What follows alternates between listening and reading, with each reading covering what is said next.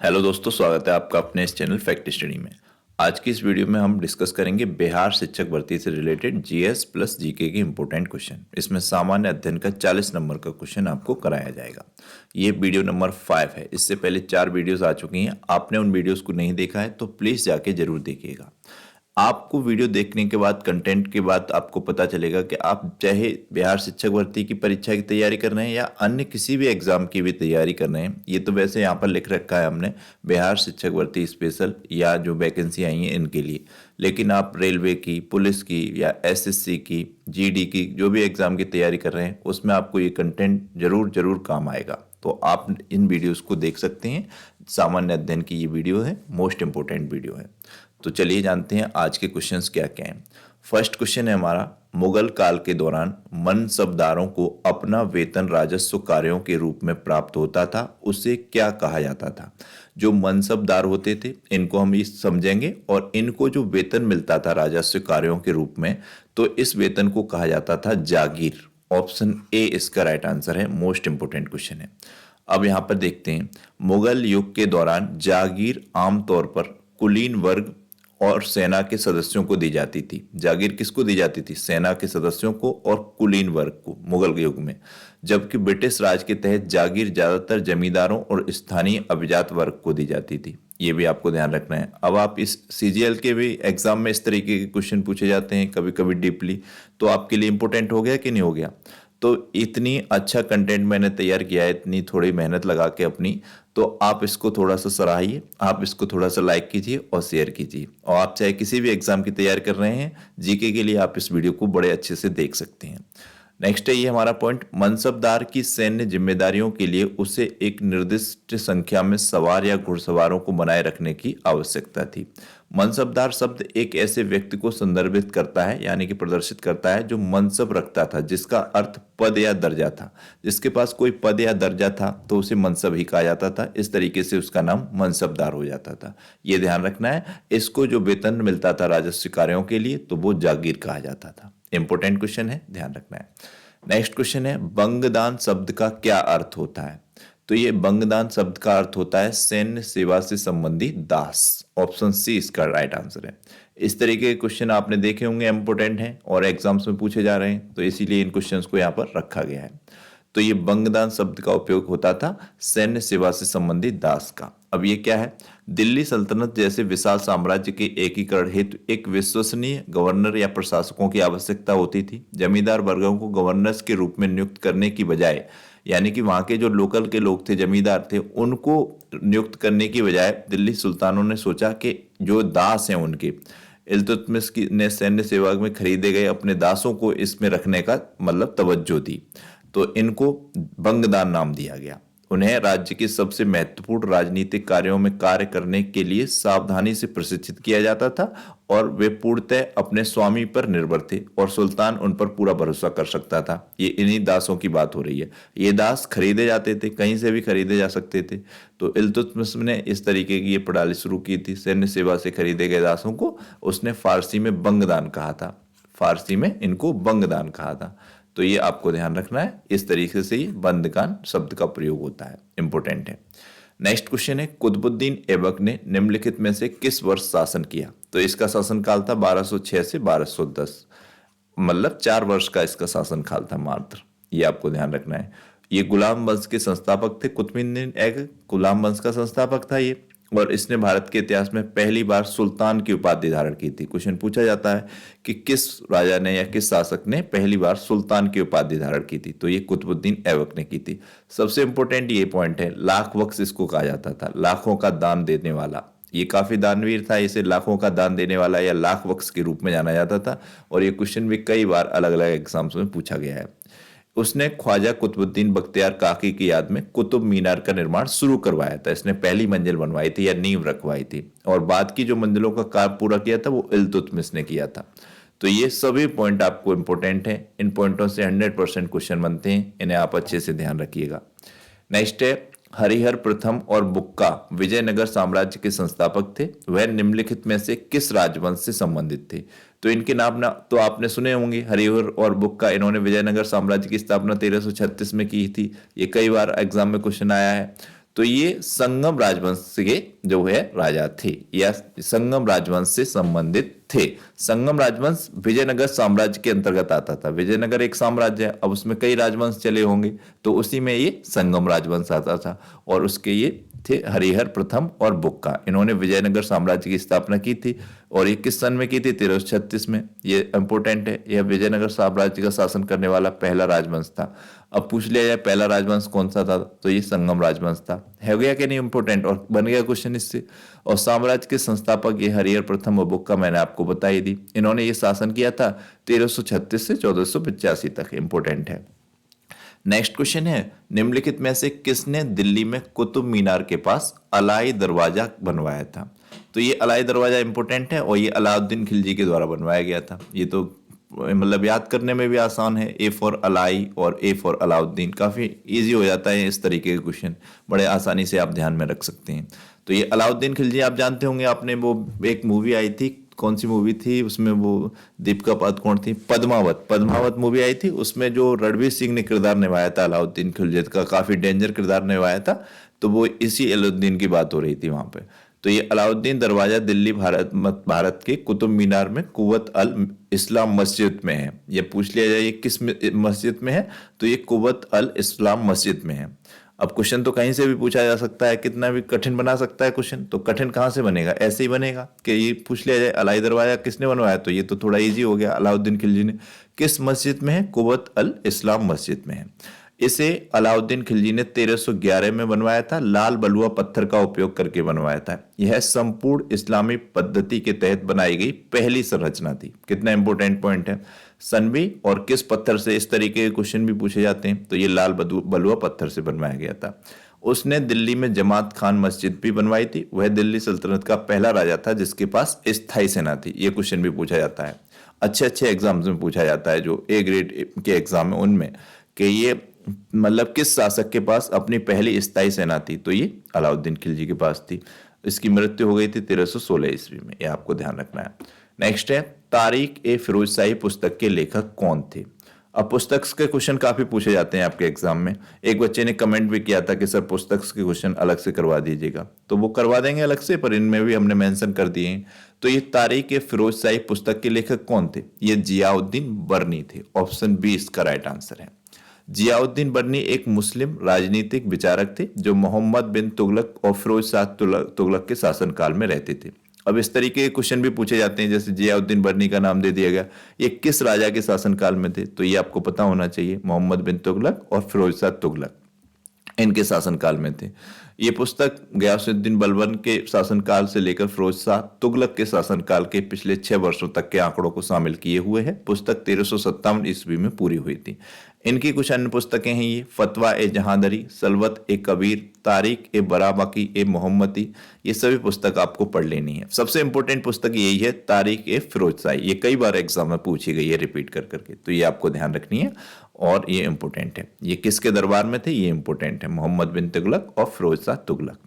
Next है, निम्नलिखित में से कौन बिहार के सूबेदार के रूप में नियुक्त होने वाला पहला मुगल राजकुमार था? तो ये थे परवेज मिर्जा।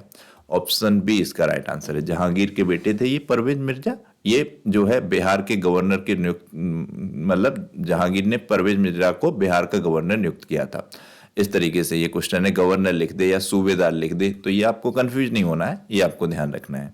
ये सभी पॉइंट इसी से रिलेटेड है, ध्यान रखना है।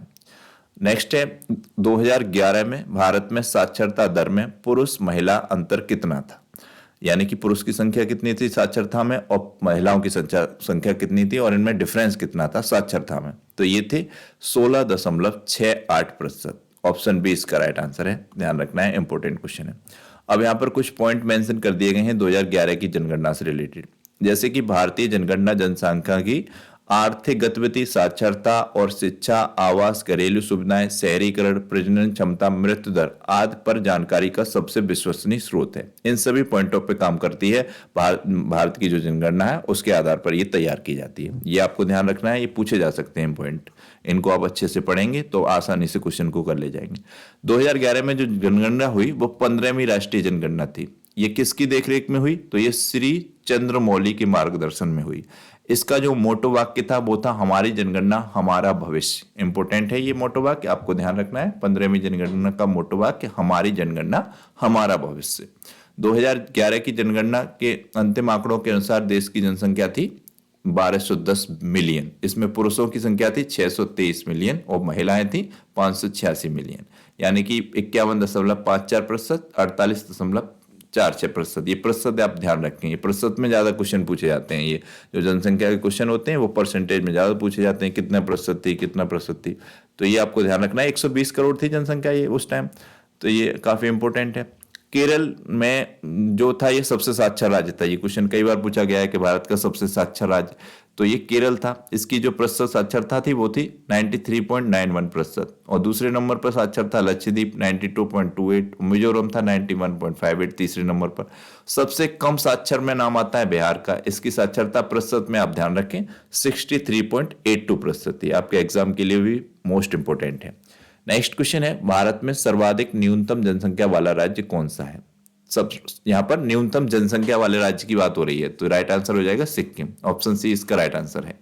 और अगर पूछ लेता क्षेत्रफल की दृष्टि से तो ये गोवा राइट आंसर हो जाता। सबसे छोटा क्षेत्रफल वाला राज्य गोवा है, सबसे बड़ा तो राजस्थान है। और जनसंख्या में सबसे बड़ा अपना उत्तर प्रदेश है, यूपी। और ये सबसे छोटा जनसंख्या में सिक्किम है, ध्यान रखना है। क्षेत्रफल में सिक्किम का दूसरा नंबर आता है, क्षेत्रफल की दृष्टि से ये दूसरे नंबर पे सबसे छोटा है, ध्यान रखना है। यहाँ पर कुछ पॉइंट है, जैसे सिक्किम भारत के पूर्वोत्तर भाग में स्थित है। इसकी तिब्बत सीमाएं जो हैं उत्तर पूर्व में भूटान से, पश्चिम में नेपाल से और दक्षिण में पश्चिम बंगाल से लगती हैं। ये आपको ध्यान रखनी है, इसकी सीमाएं किस किस से लगती हैं। 2003 से 16 के बीच सिक्किम ने अपनी सभी कृषि को जैविक प्रथाओं में परिवर्तित करने में सफलता प्राप्त की, जो ऐसा करने वाला भारत का पहला राज्य बना। इस पॉइंट का सार क्या है, यानी कि यहाँ पर जितने भी खान पीन की चीजें हैं, खेती हैं, उनमें किसी भी प्रकार का खेती जो की जाती है उसमें किसी भी प्रकार का कोई पेस्टिसाइड यूज नहीं किया जाता है, यानी कि वो पूरी तरीके से शुद्ध हैं, ऑर्गेनिक हैं, इस तरीके का ये मतलब है। और ऐसा करने वाला ये पहला राज्य है सिक्किम। तो मोस्ट इंपोर्टेंट है, सबसे शुद्ध खाना आपको सिक्किम में ही मिलेगा, ये मान लीजिए आप। और यहाँ पर पूरा वातावरण भी शुद्ध है, काफी सुंदर, अच्छी पर्यटन के पर्पज से ये इंपोर्टेंट है सिक्किम, और काफी घूमने वाली जगह है। सिक्किम की राजधानी ये गंगटोक है, आपको मालूम होगा ये। और इंपोर्टेंट पॉइंट है, इलायची के लिए भी ये प्रमुख स्थान है, इलायची के लिए भी फेमस है, ये भी ध्यान रखें। नेक्स्ट क्वेश्चन है, निम्नलिखित में से कौन देशांतर के संदर्भ में भारतीय मानक समय की गणना का आधार है? तो ये देशांतर के संबंध में भारतीय मानक समय का आधार है 82.5। ये काफी इजी क्वेश्चन है, परंतु आप लैंग्वेज को पढ़ेंगे तो थोड़ा कंफ्यूज नहीं होना है, सीधे से टिक करना है 82.5 डिग्री पूर्वी। और ये जो जाती है लाइन, ये 82 पॉइंट, यहाँ पर इमेज लगा देता मैं, थोड़ा ध्यान नहीं रहा तो आपको ज्यादा क्लियर हो जाता। चलो नेक्स्ट पीपीटी में मैं जरूर लगाऊंगा। उत्तर प्रदेश के मिर्जापुर में भारत का मानक मध्याह्न रेखा, इसे मध्याह्न रेखा भी बोलते हैं, और ये 82.13 पूर्वी है, जिसे मानक मध्याह्न रेखा के रूप में जाना जाता है। यह देश को दो बराबर भागों में बांटती है। ये मिर्जापुर से, उत्तर प्रदेश की मिर्जापुर से गुजरती है। ये पॉइंट आपको ध्यान रखना है, इंपॉर्टेंट है। और अगर हम बात करें इसकी समय की, भारत में कहाँ सबसे पहले सूरज उगता है, तो आपको मालूम होना चाहिए अरुणाचल प्रदेश में उगता है। उसके बाद छुपता गुजरात में है सबसे बाद में। इन दोनों के देशांतर में अंतर है 29 डिग्री का, जो कि लगभग 2 घंटे का समय का अंतर आ जाता है, यानी कि 2 घंटे बाद मतलब यहाँ पर सूरज उगेगा गुजरात में, 2 घंटे पहले अरुणाचल प्रदेश में हो जाएगा। इस तरीके का ये पॉइंट है, ध्यान रखना है। नेक्स्ट है, भारत में कठोर और स्थिर ऊंची भूमि, खंडित चट्टानें और सीधी ढाल की श्रृंखलाएं निम्नलिखित में से किसकी विशेषता है? देखिए ये जियोग्राफी का क्वेश्चन है, आपके जो सामान्य अध्ययन वाला पोर्शन है इसमें जियोग्राफी का भी पार्ट है। ये पिछला वाला क्वेश्चन भी जियोग्राफी का ही था, तो ये जियोग्राफी के कुछ क्वेश्चन मैंने आपके लिए ऐड किए हुए हैं। तो ये क्वेश्चन है, भारत में कठोर और स्थिर ऊंची भूमि, खंडित चट्टानें और सीधी ढाल की श्रृंखला निम्नलिखित में से किसकी विशेषता है? ये जो विशेषताएं हैं ये किसकी विशेषताएं? तो ये प्रायद्वीपीय पठार की विशेषताएं होती हैं। ऑप्शन बी इसका राइट आंसर है। प्रायद्वीपीय पठार भारत की भूमि की भौतिक विशेषताओं में बहुत विविधता है, उत्तर में उबड़ खाबड़ स्थलाकृति का एक विशाल विस्तार है जिसमें विभिन्न चोटियां हैं, सुंदर घाटियां हैं, गहरी घाटियों के साथ पर्वत श्रृंखलाओं की एक श्रृंखला शामिल है। दक्षिण में अत्यंत विक्षेपित पठार हैं, यानी कि प्रायद्वीपीय जो पठार हैं इनमें काफी वेरिएशन पाए जाते हैं। उत्तर में कुछ अलग हैं और दक्षिण में कुछ अलग हैं, परंतु इसकी ये जो विशेषताएं दी गई हैं, ऊंची भूमि, मतलब खंडित चट्टानें, सीधी ढाल, ये इसकी विशेषताएं हैं प्रायद्वीपीय पठार की। इस तरीके के क्वेश्चन भी बनते हैं, तो इनको आपको बिल्कुल कंफ्यूज नहीं होना है। एक बार आप अच्छे से ध्यान से इनको पढ़ेंगे तो बहुत आसानी से कर ले जाएंगे। क्वेश्चन को पढ़िए, आंसर हो गया प्रायद्वीपीय पठार, फिर इन पॉइंटों को पढ़िए, तो ये आपको बिल्कुल भी कलित नहीं होगा, क्वेश्चन बड़े आसानी से कर ले जाएंगे। तो उत्तर में कुछ अलग ये विशेषताएं प्रायद्वीपीय पठार की इस तरीके की, दक्षिण में अलग है, जैसे ये खंडित चट्टानें, स्कॉर्पियो की विकसित श्रृंखला, टेबलेट लैंड, तो ये इसकी जो है विशेषताएं हैं। नेक्स्ट है, निम्नलिखित में से कौन हिमालय श्रृंखला का हिस्सा नहीं है? Most important question. तो ये पीर पंजाल श्रेणी तो हिमालय का है, धौलाधर पर्वत श्रृंखला भी है, जास्कर पर्वत श्रृंखला भी है, अरावली नहीं है, ये अलग पर्वत श्रृंखला है, डिफरेंट है, ये हिमालय से अलग है। तो ऑप्शन डी इसका राइट आंसर हो जाएगा। तो ये आपको ध्यान रखना है, हिमालय की विशेषताओं में हिमालय का हिस्सा में पीर पंजाल आता है, धौलाधर आता है, जास्कर आता है, ये अरावली नहीं आता है, और ये नहीं शब्द आपको पकड़ना है, ध्यान रखना है। नेक्स्ट क्वेश्चन है, अंडमान द्वीप समूह और निकोबार द्वीप समूह को एक जल निकाय द्वारा अलग किया जाता है, इसे क्या कहा जाता है? तो ये अंडमान और निकोबार ये 10 डिग्री चैनल 10 डिग्री चैनल के द्वारा अलग होते हैं, तो आपको ये ध्यान रखना है। ये कुछ पॉइंट है, जैसे अंडमान, उत्तर में अंडमान और दक्षिण में निकोबार को 10 डिग्री चैनल जल निकाय के द्वारा अलग किया जाता है। 10 डिग्री चैनल उत्तर से दक्षिण तक 150 किलोमीटर चौड़ा है। पूछ लिया जाए अगर कहीं पर कि 10 डिग्री चैनल उत्तर से दक्षिण तक कितना चौड़ा है, तो ये 150 किलोमीटर चौड़ा है, और पूरब से पश्चिम तक ये 10 किलोमीटर लंबा है। ये भी आपको ध्यान रखना है, पूछा जा सकता है। अंडमान और निकोबार द्वीप समूह भारत का एक केंद्र शासित प्रदेश है जिसमें 572 द्वीप हैं। ये द्वीपों की संख्या हो गई। इसे पहले एमराल्ड आइसलैंड के नाम से जाना जाता था। इसका पूर्व में जो नाम था वो था एमराल्ड एमराइज आइलैंड, तो ये आपको ध्यान रखना है। निकोबार द्वीप समूह में स्थित बैरन द्वीप भारत का एकमात्र सक्रिय ज्वालामुखी है। मोस्ट इंपोर्टेंट पॉइंट हो गया, ये तो बार बार पूछा भी जाता है कि भारत का एकमात्र सक्रिय ज्वालामुखी कहां पर है, तो ये निकोबार द्वीप समूह में है। कौन सा है? तो ये बैरन द्वीप, ये आपको ध्यान रखना है, इंपोर्टेंट है। अंडमान और निकोबार द्वीप समूह में महत्वपूर्ण पर्वत चोटियां ये हैं, सैंडल पीक, माउंट डियोबाला और माउंट कोयुग। अंडमान और निकोबार द्वीप समूह कोलकाता उच्च न्यायालय के अधिकार के क्षेत्र में आता है। ये भी क्वेश्चन पूछा जाता है, बहुत बार एग्जाम में पूछा भी गया है कि अंडमान निकोबार द्वीप समूह किस क्षेत्र में आता है, किसके अधिकार क्षेत्र में आता है, तो ये कोलकाता उच्च न्यायालय के अधिकार क्षेत्र में आता है। अब यहाँ पे ये दिया गया है 9 डिग्री चैनल किसको अलग करता है, तो ये मिनिकॉय द्वीप और मुख्य लक्षद्वीप समूह को अलग करता है। 8 डिग्री चैनल मिनिकॉय द्वीप और मालदीव को अलग करता है। तो ये पॉइंट हो गए दोनों, आपको ध्यान रखने हैं। नेक्स्ट है, भारत का मुख्य यामोत्तर निम्नलिखित में से किस राज्य से नहीं गुजरता है? अच्छा, ये अभी हमने 82.5 पूर्वी की बात की थी, उसी की बात हो रही है। ये किन किन राज्यों से गुजरते हैं? तो ये उत्तर प्रदेश से गुजरता है, मध्य प्रदेश से गुजरता है, छत्तीसगढ़ से भी गुजरता है, तमिलनाडु से नहीं गुजरता है। ऑप्शन डी इसका राइट आंसर हो जाएगा। ये 5 राज्यों से गुजरता है टोटल, उत्तर प्रदेश, मध्य प्रदेश, आंध्र प्रदेश, छत्तीसगढ़ और उड़ीसा। इन 5 राज्यों के नाम नोट कर लीजिएगा। जो हमारी 82.5 पूर्वी देशांतर रेखा है जो हमारी, ये 5 राज्यों से गुजरती है, उत्तर प्रदेश, मध्य प्रदेश, आंध्र प्रदेश, छत्तीसगढ़ और उड़ीसा। इनके नाम आपको पता होंगे, तो इस तरीके के क्वेश्चन को आप बड़े आसानी से कर ले जाएंगे, किससे नहीं गुजरता। और ये क्वेश्चन पूछे भी जाते हैं बहुत ज्यादा, तो ये आपको ध्यान रखना है। नेक्स्ट क्वेश्चन है, कौन सा देश हाल ही में सड़क नेटवर्क के मामले में दूसरा सबसे बड़ा देश बन गया है? सड़क नेटवर्क के मामले में पहले नंबर पर तो है अमेरिका, फिर दूसरे नंबर पर हो गया है अब भारत। पहले था चीन, तो चीन को पछाड़कर भारत अब दूसरा सबसे बड़ा जो है सड़क नेटवर्क के मामले में देश बन गया है। ऑप्शन बी इसका राइट आंसर हो जाएगा, ध्यान रखना है। दुनिया भर में सबसे बड़े नेटवर्क के मामले में भारत अब अमेरिका के बाद दूसरे स्थान पर है। भारत ने 2014 के बाद 1.45 लाख किलोमीटर सड़क नेटवर्क जोड़कर चीन को पछाड़कर दूसरा स्थान हासिल किया है। भारतीय राष्ट्रीय राजमार्ग प्राधिकरण NHAI, national highway authority of India, ने भारत के अब तक के सबसे लंबे दिल्ली मुंबई एक्सप्रेसवे का निर्माण लगभग पूरा कर लिया है। NHAI ने 100 घंटे के अंदर 100 किलोमीटर लंबा नया एक्सप्रेसवे बिछाया था। उत्तर प्रदेश में आगामी गाजियाबाद अलीगढ़ एक्सप्रेसवे के निर्माण के दौरान यह ऐतिहासिक उपलब्धि हासिल की थी। यानी कि NHAI ने 100 घंटे में 100 किलोमीटर की सड़क बनाई थी, एक्सप्रेसवे बनाया था। ये कहां पर बनाया था? जब गाजियाबाद अलीगढ़ एक्सप्रेसवे बनना था, इसी को बनाया था, इसी में ये जोड़ा था। तो ये एक अपने आप में उपलब्धि थी, तो ये आपको ध्यान रखना है। कौन सा देश विश्व में दालों का सबसे बड़ा उत्पादक होने के साथ साथ सबसे बड़ा उपभोक्ता है? मतलब कि सबसे बड़ा उत्पादन भी करते हैं, ये सबसे ज्यादा उगाते भी हैं दालें, और सबसे ज्यादा कंज्यूम भी करते हैं, सबसे ज्यादा उपभोग भी करते हैं इनका। तो ये अपना प्यारा देश भारत ही है। ऑप्शन ए इसका राइट आंसर है। इंपोर्टेंट क्वेश्चन है। ये दालों से जुड़े हुए कुछ पॉइंट हैं, जैसे कि शाकाहार भोजन में दालों प्रोटीन का मुख्य स्रोत है। कई बार पूछा जाता है कि दालें किसका स्रोत है, तो ये प्रोटीन का मुख्य स्रोत है।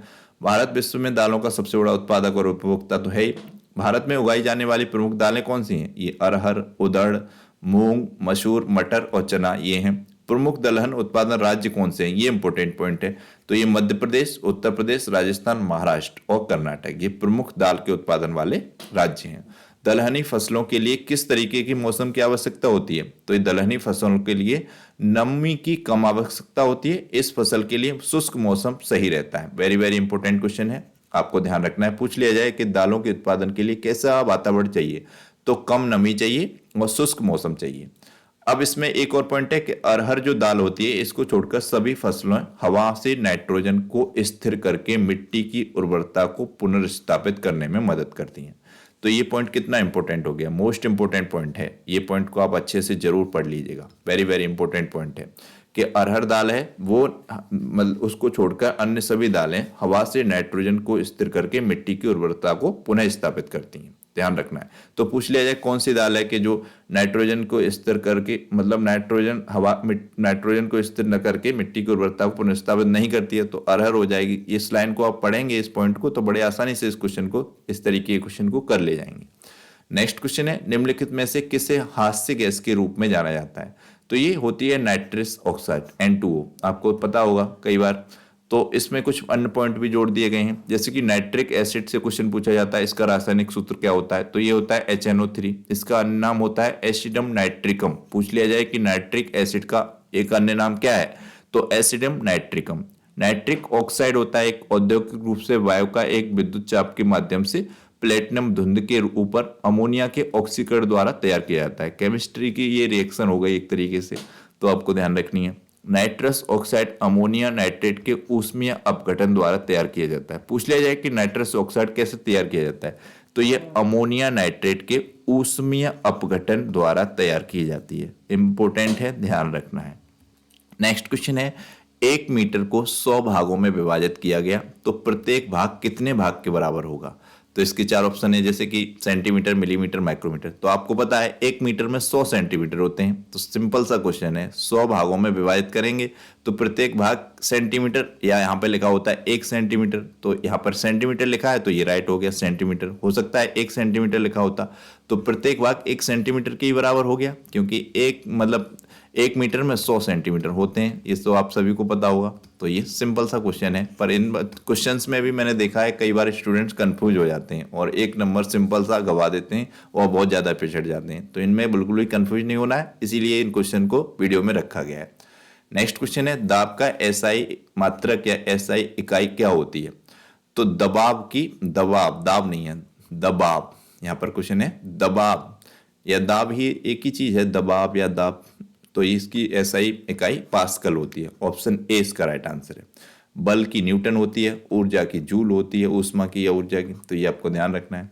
ये कुछ पॉइंट हैं, जैसे बल की परिभाषा है ये, किसी निकाय पर लगाने के बाद होने वाली परस्पर क्रिया या किसी निकाय की गति की अवस्था या गति को बदलने की कोशिश को बल कहते हैं। सिंपल सी परिभाषा है यहाँ पर ऐड की गई है। और ये SI इसका मात्रक मैंने आपको बताया न्यूटन होता है। इसका ये जो फॉर्मूला है ये भी पूछ लिया जाता है, बल बराबर द्रव्यमान इंटू त्वरण होता है, ये भी आपको ध्यान रखना है।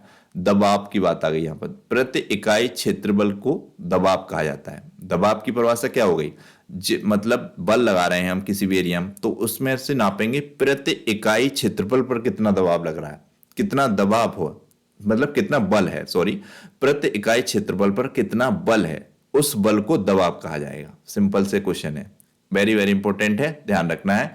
ये सभी फिजिक्स के हैं, फिजिक्स से रिलेटेड क्वेश्चन है। आपकी जो सामान्य विज्ञान के पोर्शन आएगा जो सामान्य अध्ययन में, उससे रिलेटेड क्वेश्चन है ये। जैसे कि दबाव की परिभाषा को कैसे समझेंगे? प्रति इकाई क्षेत्रफल पर लगने वाले बल को दबाव कहा जाता है। प्रति इकाई क्षेत्रफल पर जितना बल लगेगा वो दबाव कहलाएगा। इस तरीके का क्वेश्चन है, आपको फिजिक्स का ध्यान रखना है। दबाव का एसआई मात्रक क्या हो गया? पास्कल हो गया, ये तो क्वेश्चन ही है हमारा। और दबाव का मीट्रिक इकाई बार होता है, मीट्रिक इकाई पूछ लिया जाए तो बार है। बल की एसआई इकाई न्यूटन है, दबाव का पास्कल, यही है। सारे क्वेश्चन इंपॉर्टेंट है, ध्यान रखना है। एक बार इसको पढ़ लीजिएगा, ध्यान रखना है। नेक्स्ट है स्क्रू गेज का उपयोग मापने के लिए किया जाता है। तो स्क्रू गेज में क्या मापते हैं? तो स्क्रू गेज में लंबाई को मापा जाता है। स्क्रू गेज एक उपकरण होता है, ये उपकरण है, इस इमेज में आप देख सकते हैं, ये स्क्रू गेज है। इसमें क्या होता है? लंबाई मापी जाती है। लंबाई किसकी मापी जाती है? बहुत ही पतले जो चीजें होती हैं उनकी लंबाई मापी जाती है। हालांकि ये इनमें के बीच रख के मापी जाती है। जैसे आपका तार हो गया कोई पतला, उसको इसके बीच रख के, ये सब स्केल इसमें लगे हुए हैं, बहुत ही छोटी छोटी इकाइयां हैं इनमें, इनके द्वारा से एक पतले तार की भी हम जो है लंबाई माप सकते हैं। कितना मोटा है वो माप सकते हैं, एक तरीके से लंबाई कहेंगे अब मोटाई को भी। तो ये उसमें इसको सेंटीमीटर, मिलीमीटर सारी जो लगे होते हैं और इसमें इसको मापा जाता है रख के बीच में। तो ये आपका स्क्रू गेज है, ये इमेज जो है स्क्रू गेज की है। इसे पेच गेज भी कहा जाता है। तो एक लंबाई मापने वाला उपकरण जो मुख्य रूप से एक पतले तार के व्यास को मापने के लिए उपयोग किया जाता है, उसे स्क्रू गेज कहते हैं। ये भी आप ध्यान रख लें, इंपॉर्टेंट है। तो ये थे आज की वीडियो के क्वेश्चन। आपको ये क्वेश्चंस कैसे लगे? सामान्य अध्ययन से रिलेटेड थे, 40 नंबर की तैयारी के लिए। और मैं तो कहता हूँ, आपको किसी भी एग्जाम की तैयारी कर रहे हैं तो जीएस का वीडियो देखना है सामान्य अध्ययन का, तो आप इस वीडियो को जरूर देखिएगा। आपको 100% लाभ मिलेगा, 100% आपकी नॉलेज इंप्रूव होगी। एक क्वेश्चन है जो कि आपको पिछली वीडियो आपने देखी होंगी तो आप जरूर कर पाएंगे। तो ये क्वेश्चन है, दादा भाई नेहरू कितनी बार भारतीय राष्ट्रीय कांग्रेस के अध्यक्ष बने थे? एक वीडियो रखा था जिसमें मैंने थे नेशनल मूवमेंट्स, उनसे रिलेटेड क्वेश्चन रखे थे, तो उसी में से ये क्वेश्चन को लिया गया है। तो ये आप क्वेश्चन का आंसर कीजिएगा, दादा भाई नेहरू कितनी बार भारतीय राष्ट्रीय कांग्रेस के अध्यक्ष बने थे? 4 ऑप्शन दिए गए हैं, इनमें से आपको राइट आंसर बनाना है। चैनल को सब्सक्राइब नहीं किया तो प्लीज सब्सक्राइब कीजिएगा, बेल आइकन को प्रेस कीजिएगा और वीडियो को लाइक और शेयर जरूर कर दीजिएगा। Thank you so much.